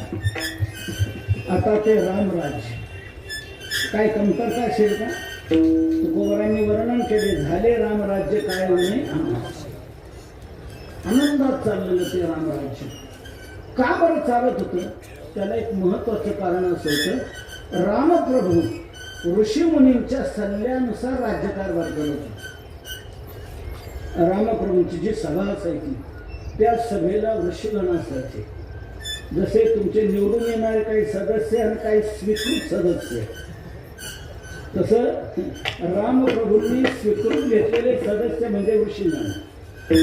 ऋषीमुनी जे नेहमीच अमात्य जे मंत्रिमंडळ ते नेहमीच त्याप्रमाणे. पण रामप्रभूंनी स्वीकृत केलेले असे की मी तुमच्या सल्ल्याने नाही चालणार, माझ्या श्रेष्ठांचा सल्ला घेऊन मी चालणार. श्रेष्ठ ऋषीगण वशिष्ठ, विश्वामित्र, नारद, वामदेव, अंगिरा आदी करून हे सर्व ऋषी रामप्रभूंच्या सभेला असायचे आणि त्यांच्या सल्ल्यानुसार रामप्रभू राज्यकारभार करत. एके दिवशी काय झालं, सभेचं कामकाज संपलं आणि संपल्यानंतर नारद उभे राहिले आणि म्हणाले, माझा एक छोटासा प्रश्न मी मांडू शकतो का. त्या विषय पत्रिकेत असतो आजच्या सभेचे जे सभेपुढे येणारे विषय ते विषय दिलेले असतात आणि शेवटचा एक महत्त्वाचा विषय असतो. शेवटचा कोणता, ऐन वेळी मान्यवर अध्यक्षांचे परवानगीने येणारा विषय. हे शेवटचा ऐन वेळचा विषय म्हणून येत असतो. तर ऐन वेळच्या विषयामध्ये नारद म्हणाले, माझा एक छोटासा विषय प्रश्न आहे, मी मांडू शकतो काय असेल. वशिष्ठ, विश्वामित्र सगळे विषय नारदा मांडणार ना. तुम्ही जे मांडणार ते जनहिताचंच असणार. बोला, मांडा तुमचा प्रश्न, काय हरकत नाही. म्हणजे कोणता प्रश्न आहे तुमचा. म्हणजे माझा प्रश्न असा आहे, राम श्रेष्ठ का रामाचं नाम श्रेष्ठ. या दोन्हीमध्ये कोण श्रेष्ठ आहे सांगा. राम का रामाचं नाम. असं म्हटल्याबरोबर काही म्हणाले राम श्रेष्ठ आहे, व्यक्तीला महत्व आहे. नाव काय व्यक्तीला ठेवलेलं असतं, नावाचं काय व्यक्तीला महत्व आहे म्हणून राम श्रेष्ठ. कोणी म्हणाले नाही, नाम श्रेष्ठ आहे का. व्यक्ती एका ठिकाणी राहते, व्यक्तीच्या नावावर सगळे कामं होतात म्हणून कोणी म्हटलं नाम श्रेष्ठ. व्यक्ती मेल्यावर व्यक्तीच्या नावाने पक्ष चालत आहे. म्हणून कोणी म्हणतात नाम श्रेष्ठ, कोणी म्हणतात राम श्रेष्ठ. इतका गोंधळ झाला. कोण काय ओरडते, कोण काय बोलते. वशिष्ठ म्हणाले नारदा, बघा कसा गोंधळ झालाय तुमच्या या प्रश्नाने. म्हणजे मग मी प्रश्न मांडू नये काय? गोंधळ, सभा ही गोंधळ मिटवण्याकरताच आहे, त्या गोंधळ वाढवण्याकरता आहे. पण सध्याच्या सभा ह्या गोंधळातच चालत आहेत. विधानसभा पण, लोकसभा पण, आणि गोंधळात अधिवेशनाची समाप्ती. गोंधळात अधिवेशनाचं सूप वाजलं. राज्याचे प्रश्न तसेच राहिले, देशाचे प्रश्न तसेच राहिले, अधिवेशन संपलं. दुर्दैवाचा प्रकार आहे. अधिवेशनात सर्व प्रश्न सुटलेच पाहिजे आणि राज्याचं देशाचं भलं होण्याकरता त्या योजना घडल्या गेल्या पाहिजे. त्याच्याकरता त्या विधानसभा आणि लोकसभा प्रश्न शिल्लक राहिलेच नाही पाहिजे. सर्वत्र राम राज्याचं स्वप्न साकार व्हायला पाहिजे. रामप्रभूंनी भगवान श्रीकृष्णाने कसं राज्य केलं. माझे सत्ताधाऱ्यांना विनंती आहे, रामप्रभूंचा आदर्श घ्या, भगवान श्रीकृष्णाचा आदर्श घ्या आणि असं राज्य करा की कोणालाच चिंता राहू नये कशाची सर्व. भगवान श्रीकृष्णाने 100 वर्ष राज्य केलेलं आहे द्वारकेवर. एकूण 125 वर्षाचा काल कृष्ण अवताराचा. पहिली 11.5 वर्ष गोकुळात, 13.5 वर्ष मथुरेत, असे 25 झाले आणि 100 वर्ष द्वारकेत. 100 वर्ष द्वारकेचं राज्य केलं. पण इतकं उत्तम केलं, जगद्गुरु तुकोबरायांनी बालक्रीडेच्या अभंगात अर्ध्याच चरणात त्या राज्याचा गौरव केलेला आहे की भगवान श्रीकृष्णाने 100 वर्ष राज्य कसं केलं. काही चिंता कोणा नाही कोणीविषयी, करी द्वारकेची राज्य. काही चिंता नाही, कोणा चिंता नाही आणि कशाची नाही, असं राज्य भगवान श्रीकृष्णाने द्वारकेत केलं. सत्ताधाऱ्यांना विनंती आहे, रामप्रभूंचा आदर्श घ्या, कृष्णाचा आदर्श घ्या आणि असं राज्य करा कोणालाही चिंता राहू नये, कशाचीच राहू नये. मी कशाकरता सांगत होतो, सभा ह्या गोंधळ मिटवण्याकरता आहेत, गोंधळ वाढवण्याकरता नाही. मिटवा ना गोंधळ. वशिष्ठ म्हटले आम्हीच गोंधळून गेलो तर आम्ही काय मिटवणार. काही वाटत नाही. एकदा वाटत राम श्रेष्ठ, एकदा वाटतं नाम श्रेष्ठ, काहीच चालत नाही. मिटवा गोंधळ, तुम्हीच मिटवा. नारदा तुम्हीच मिटवा. नारद म्हणतात मी मिटवू शकतो. म्हणून मग मिटवा, सांगा कोण श्रेष्ठ. नारद म्हटले माझं स्पष्ट मत आहे, रामापेक्षा रामाचं नाम श्रेष्ठ आहे. कोपऱ्यातून आवाजाला पटवून द्या, पटवून द्या, अनुभवात आणून द्या, नुसतं बोलू नका. कोण काय म्हणतोय तिकडे, वशिष्ठ विश्वामित्र झाले, लोकांचं म्हणणं पटवून द्या. रामापेक्षा रामाचं नाम श्रेष्ठ तुम्ही म्हणता ना, पटवून द्या. नारद म्हणते ठीक आहे, हरकत नाही, पटवून देतो. सभा संपली. आता पटवून देण्याची जबाबदारी नारदावर आली. रामापेक्षा रामाचं नाम श्रेष्ठ कसं आहे. आता ते नारदच होते. लगेच त्यांना कल्पना सुचली. हनुमंताकडे गेले. हनुमंता आणि काय म्हणता नारदा, गड्या एक काम करायचं तू उद्या. बरं अडचण काय का नाही. म्हणजे अडचण तर काय नाही, उलट तुझं काम कमी होणार आहे असं काम करायचं. काम कमी होणार आहे असं काम मला करायला काय अडचण नाही. काही त्रास नाही, कमी होणार आहे तर करायला अडचण काय नाही. सांग. आम्ही सभेला बसल्यानंतर तू येतो की नाही, हो. तू आल्यानंतरच सभेला सुरुवात होते ना, हो. मग तू आल्यावर काय करतो, म्हणजे मी पहिलं तुमचं दर्शन घेतो, नंतर वशिष्ठांचं घेतो, नंतर रामप्रभूंचं घेतो, नंतर शेजारी विश्वामित्रांचं घेतो, तुम्हा चौघांचं दर्शन घेतो. माझ्या जागेवर जाऊन तुका राहतो. उद्या एक करायचं, माझ्या वशिष्ठाच्या आणि रामाच्या आम्हा तिघांच्याच फक्त पाया पडायचं. विश्वामित्राच्या पायाच पडायचं नाही. ताट छाती करायची, त्यांच्यापुढे जाऊन शेपटाचा गोंडा ओवाळायचा, निघून जायचं. एवढं का आहे की नाही, नकारानच जाणार. हो ठीक आहे. दुसऱ्या दिवशी सभा भरली. संधीचे पंडितगण सर्व आले, नारदजी आले, वशिष्ठ आले, आपापल्या जागेवर बसले, रामप्रभूजी आले, विश्वामित्र आले, बसले, हनुमंतराय आले, नारदाच्या पाय पडले, वशिष्ठाच्या पडले, रामाच्या पडले. आता दररोजच्या पद्धतीप्रमाणे आपले पाय पडणार म्हणून विश्वामित्राने पाय पुढे केले, त्यांनी छाती पुढे केली आणि शेपटाचा गोंडा वाळला म्हणून उड्डाण केलं ते निघून. आता ते विश्वामित्र, विश्वाचे अमित्र, ते विश्वामित्र तर पायाच्या मस्तकाने प्रचंड अपमान, घोर अपमान या भर सभेत माझा केला या हनुमंताने, या मठाने केला. माझा प्रचंड अपमान केला, भयानक राग चढला. काय करा पण तितक्यात एक लक्षात आलं, या रागाच्या भरात जर मी काही करून गेलो आणि नंतर जर मला कारणे दाखवा मोठी सहाय्य, तर काय कारण पाया पडला नाही हनुमान म्हणून ना, हेच कारण ना, दुसरं काय कारण. हनुमंत पाया पडला नाही म्हणून राग आला, हेच कारण तिथे निष्पन्न होईल ना. जाऊ द्या, नाही पाया पडला, घ्या घेऊन गप राहिले विश्वामित्र. विश्वामित्र गप राहिल्यावर नारद पुन्हा सचिंत झाले. काय इंजेक्शन पॉवरफुल बसलं नाही, अपुरं काम केलं. आता आपल्याला डोस द्यायला पाहिजे म्हणून थोड्या वेळाने नारद उठले आणि विश्वामित्राकडे गेले. विश्वामित्रा म्हणजे काय म्हणता नारदा, मला असं वाटत होतं तुमच्यात काही ताकद असेल. काहीच नाही, काय राहणार तुमच्या जीवनात, एखादा एंड्रिंग घेऊन मरल पण जगणार नाही. बरोबर आहे.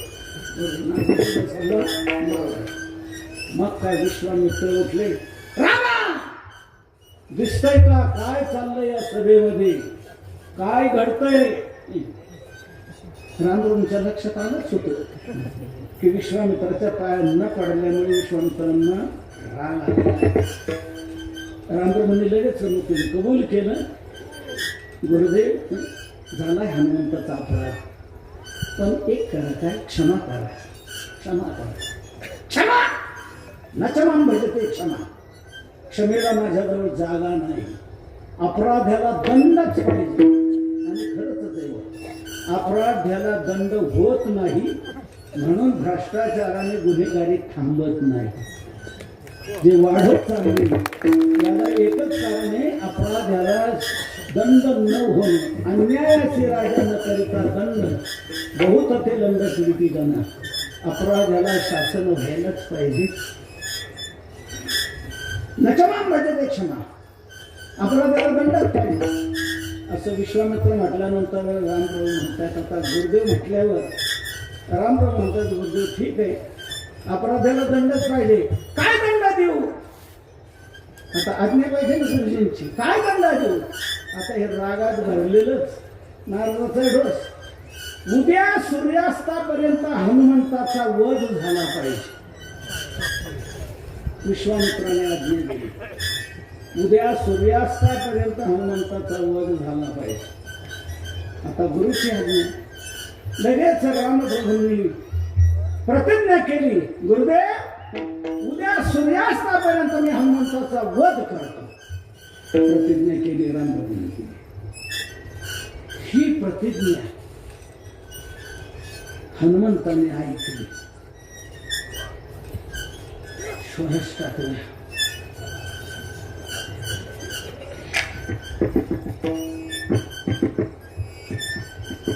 ह्या शिंदेवाल्याचं ऐकलं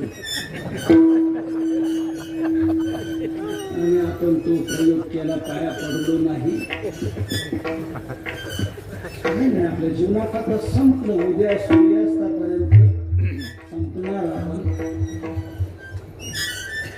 प्रभूची सेवा अंतर्नाम आपल्याला अतिशय व्यथित झाले, दुःखी झाले.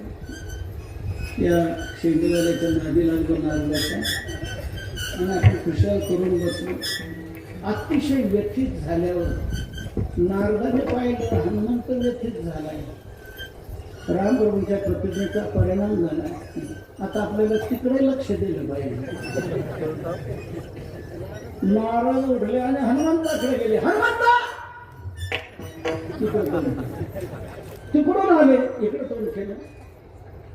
काय नाही हनुमंत, तोंड का फिरवतो, का पाहत नाहीस, का बोलत नाहीस? आणि इच्छा नाही तुमचं तोंड पाहण्याची. तुमच्या तोंडातून निघालेले शब्द मी ऐकले, त्याचं हे कर. ते अख्खं तोंड तुमचं पाहिलं काय होईल? आता तोंड पाहण्याची इच्छा राहिली नाही. बस काय रे हनुमंता? म्हणजे काय म्हणजे कळलं नाही तुम्हाला काय झालं? प्रभूंनी काय प्रतिज्ञा केली? हो म्हणजे कळलेच नाही. आणि मग पुन्हा म्हणतो काय झालं? प्रभूंची सेवा मला आता करणार. उद्या सूर्यास्तापर्यंत प्रभू माझा वध करणार,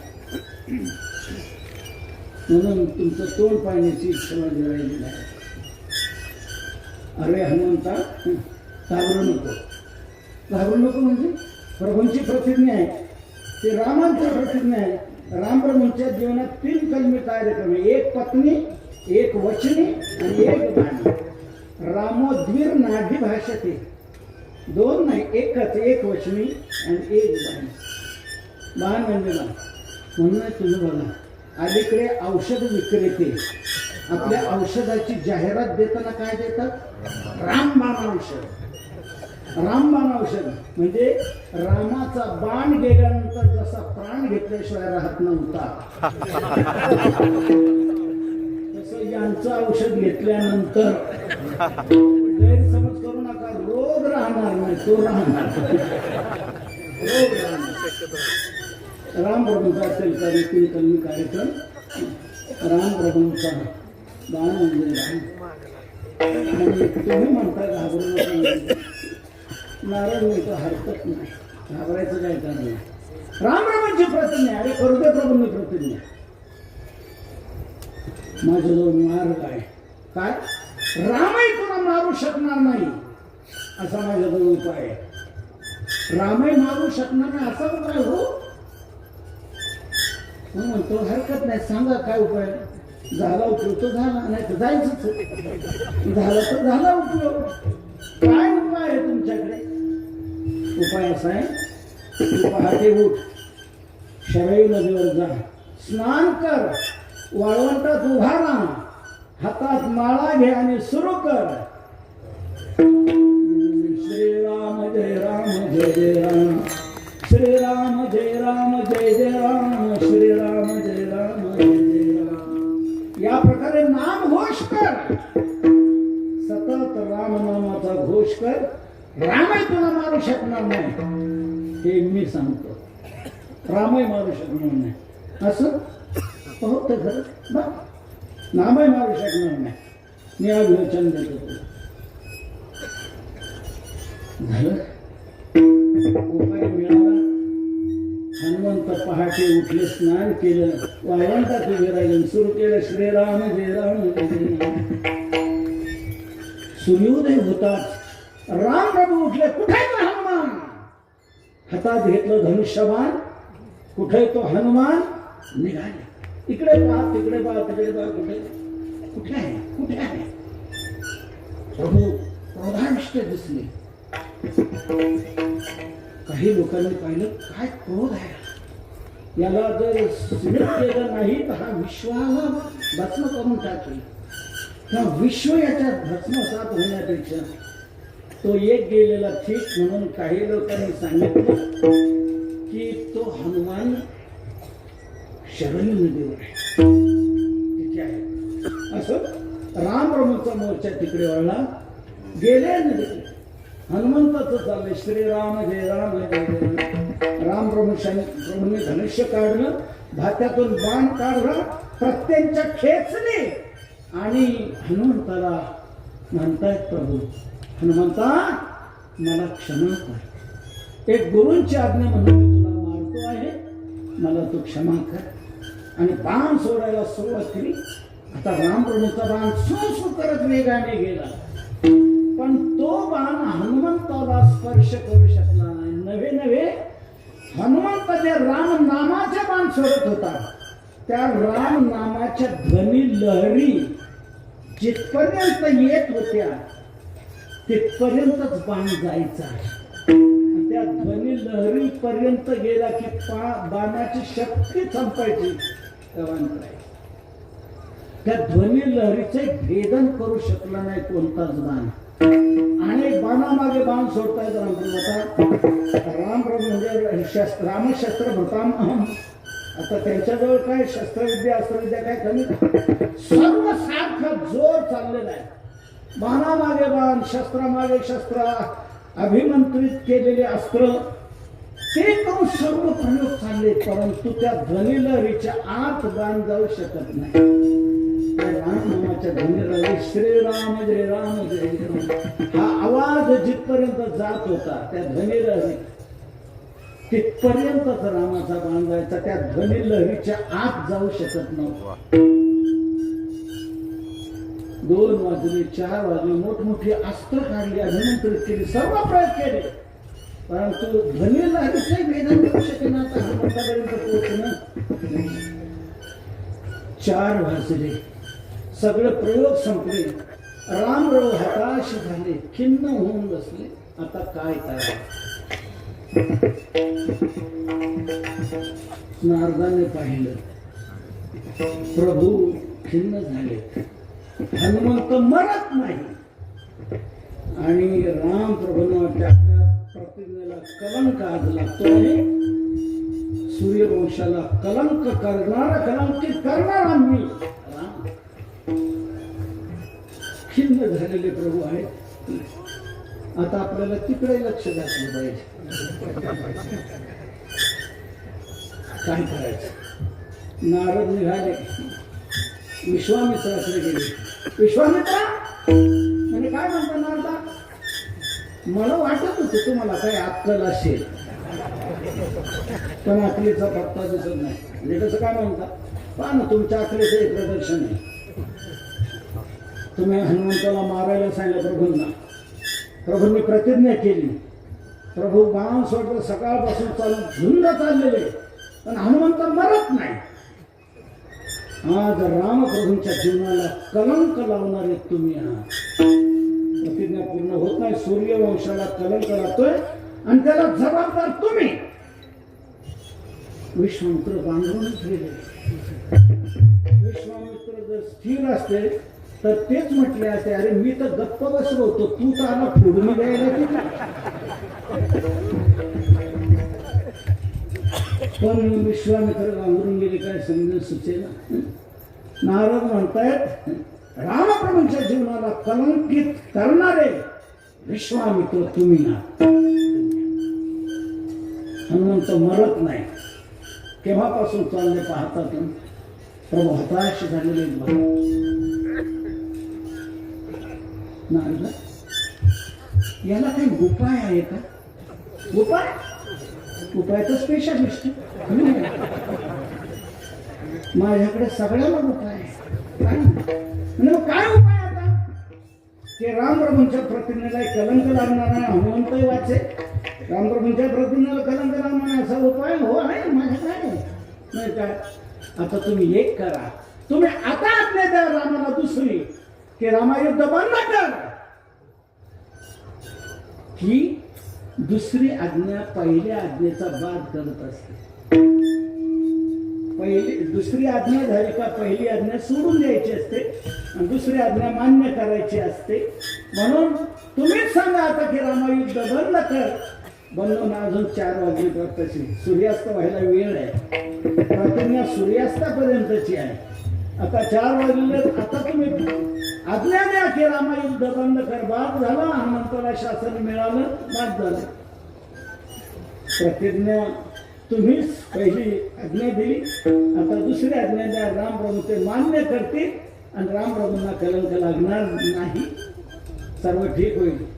खूप आनंदाला विश्वामित्र लगेच उठले, रामा युद्ध बंद कर.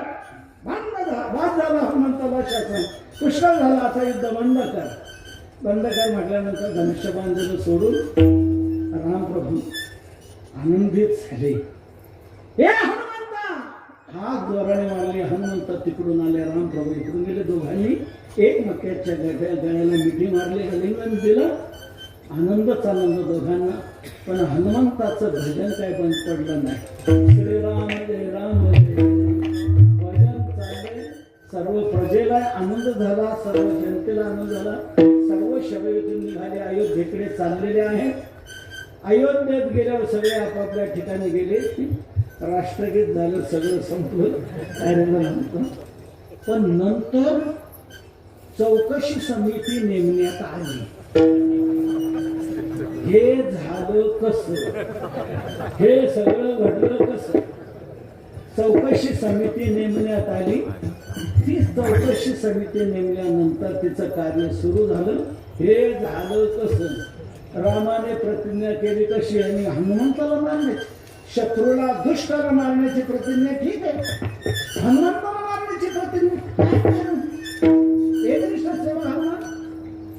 हे काय झालं? प्रतिज्ञा काय केली? काय शोध घ्यायला लागली चौकशी समिती. शोध घेता घेता घेता आणि तिथून पुढे हे प्रकरण पेटले. तिथून सुरुवात झाली. असं चौकशी समितीचा शोध चाललेला आहे. घेता घेता इथपर्यंत आलं. तिथून सगळं झालं. घडल्यानंतर मग काय, चौकशी समिती गेली नारदाकडे. नारदा, आम्हाला एक बोलायचं तुम्हाला. आम्ही समितीतले लोक आहोत, तुमच्याशी आम्हाला बोलायचे झालं. म्हणे बोला काय? म्हणे हे झालेलं प्रकरण याच्यावर आम्हाला नियुक्त करण्यात आलं. तेव्हा हे झालं कसं, घडलं कसं म्हणून शोध घेता घेता आम्ही इथपर्यंत आलो. याला जबाबदार तुम्ही आहात. तुमच्यापासून हे प्रकरण पेटले. माझ्यापासून कसं काय? म्हणजे आमच्या चौकशीत लक्षात आलं हे सर्व. म्हणजे कसं काय? तुम्हीच त्या हनुमंताला सांगितलं विश्वामित्राच्या पाया पडू नको. सांगितलं की नाही? बोला. हो म्हणजे सांगितलं. आणि मग तिथून पुढे हे सगळं प्रकरण सुरू झालं. तो पाया पडला नाही. विश्वामित्र चिडले. रामाला सांगितलं. मी सर्व प्रकरण तिथून पुढे घडलेलं आहे. तुम्ही सांगितलं त्याला पाया पडू नको. म्हणून हे धंदे सोडून द्या, असं करू नका. आता नारद कलहप्रिय हा कलहप्रिय नारद म्हणून अलीकडे एखाद्याला म्हणता म्हणून हा कळीचा नारद आहे म्हणून म्हटलं जातं. हा नका ना ज्याच्याकडे त्याने समजलं कलहप्रिय आहे हा नारद. हे सोडून द्या. आता असं हे साधं प्रकरण होतं का? हनुमंताला मारण्याचं आणि ती प्रतिज्ञा रामाला करायला लावलं.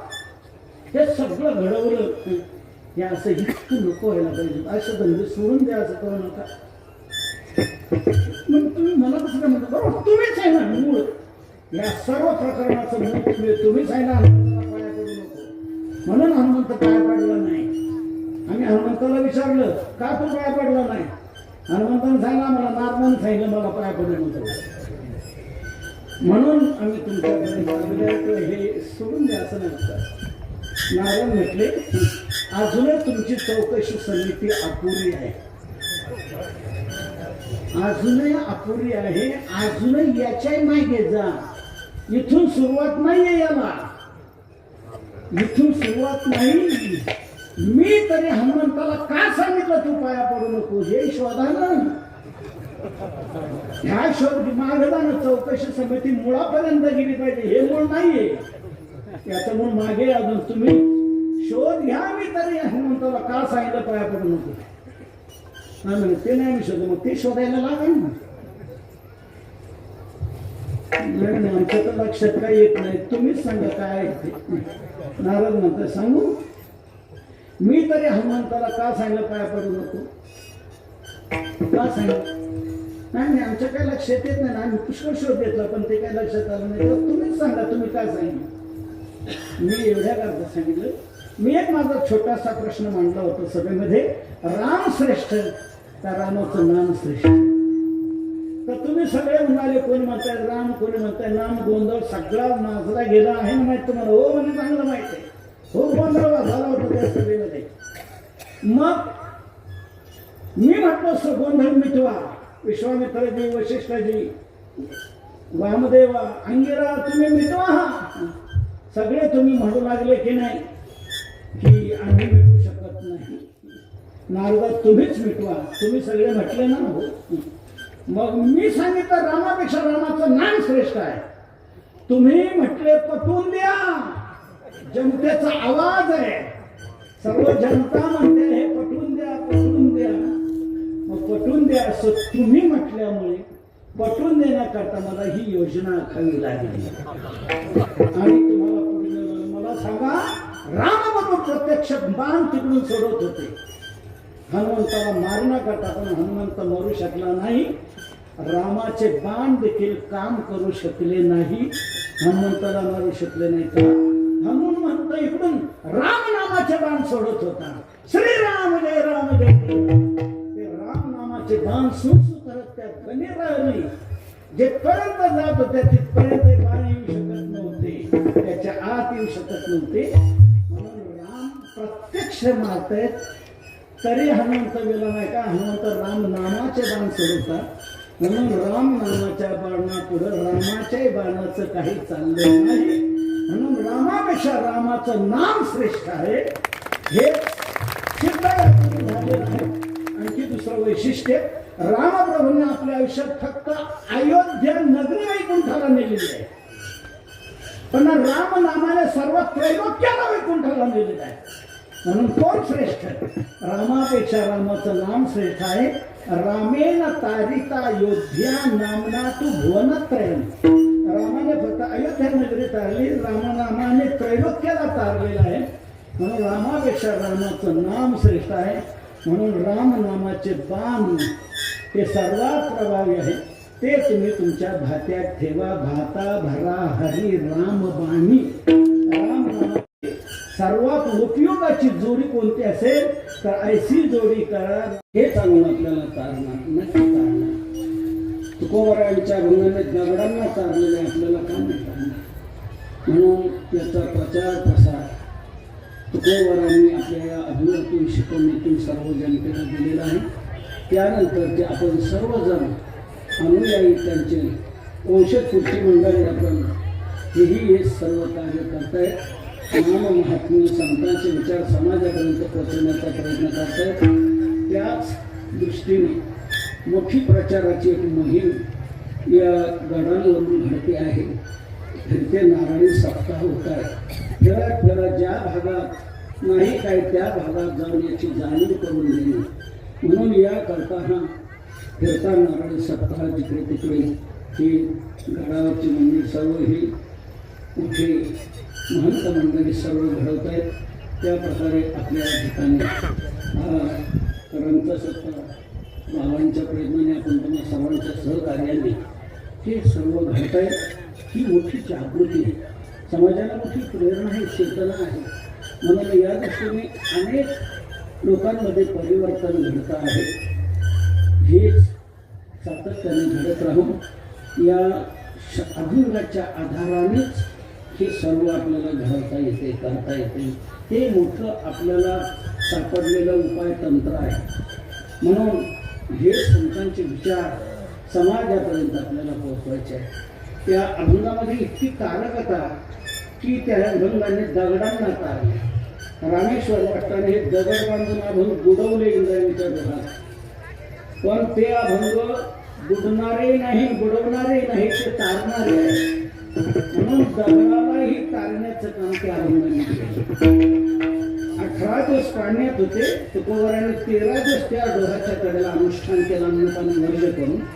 14व्या दिवशी भगवान बालवेशात प्रगट झाले, दर्शन दिलं आणि सांगितलं तुम्ही जे अभंग केले ते दगडालाही घेऊन उभं राहिले. तर बघा तुकोबरा म्हणतात देवा मला नका सांगू, ज्याने बुडवायला लावले त्यांना सांगा. बुडवायला लावणारे रामेश्वर भक्त त्यांना सांगण्यात आला, दृष्टांत झाला. ते आले पहारे म्हणे काय ते आणले काढून पाण्यात, ते सोडून पाहिले तर कोरडेच्या कोरडे. 18 दिवस पाण्यात होते पण थेंब लागला नाही. उदका माझी वया ठेवून कोरडे दाखवणे रोकड्या विश्वजना नव्या सामान्य कोरडेच्या कोरडे 18 दिवस पाण्यात राहून आणि तिथून पुढे मग आपल्याला मिळाले. हे अभंग आपल्या हातात कधी आले? तिथे तरल्यानंतर आले. मग ते अभंग दगडाला घेऊन तरलेले आपल्याला का तारणार नाही? म्हणून दगडाला तारणाऱ्या अभंगांचं दगडावरच कोरून चिरस्मारक व्हावं. ते जिथे तरले त्या तारक जागेवर व्हावं म्हणूनच गाथा मंदिराची योजना तिथे देवला राबवण्यात आली. त्याच प्रासंगिक जागेवर, प्रासादिक जागेवर या अभंगांचं शिलालेख स्वरूपात जागतिक कीर्तीचं मंदिर व्हावं म्हणून पूर्ण गाथा उच्च प्रतीच्या मार्बलवर कोरून तो लावण्यात आलेला आहे. त्या अभंगांचंच मंदिर त्या प्रासंगिक जागेवर, त्या प्रासादिक जागेवर उतरवल्याने आहे.